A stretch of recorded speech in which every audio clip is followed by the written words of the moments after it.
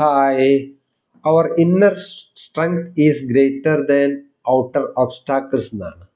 കാരണം നമുക്ക് പുറത്തുണ്ടാവുന്ന എന്ത് തടസ്സങ്ങൾ വന്നാലും ആ ഏതൊരു തടസ്സത്തിനെയും മാറ്റിമറിക്കാൻ പര്യാപ്തമായ സ്ട്രെങ്ത് ആണ് നമ്മുടെ ഉള്ളിലിരിക്കുന്നതെന്നാണ്. അത്രയും പവർഫുൾ ആണ് നമ്മുടെ ഇന്നർ സ്ട്രെങ്ത്.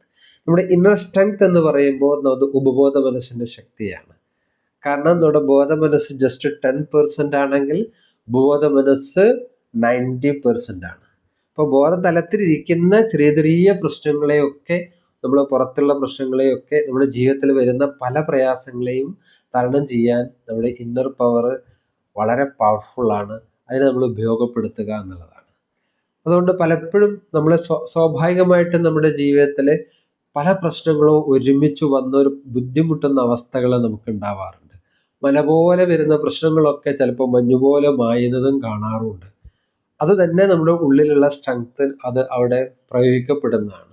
എന്നാൽ ബോധപൂർവമുള്ള ശ്രമമുണ്ടെങ്കിൽ നമ്മുടെ ഇന്നർ ക്ലാരിറ്റിയും പ്യൂരിറ്റിയും ഒക്കെ വർദ്ധിപ്പിച്ച് മൈൻഡ് സ്ട്രെങ്ത് കൂട്ടുകയാണെങ്കിൽ ജീവിതത്തിൽ ഏത് പ്രശ്നങ്ങളെയും നമുക്ക് സുഗമമായിട്ട് തരണം ചെയ്ത് സക്സസ്സിലേക്ക് എത്താൻ കഴിയുമെന്ന് അറിയുക. Okay, thank you.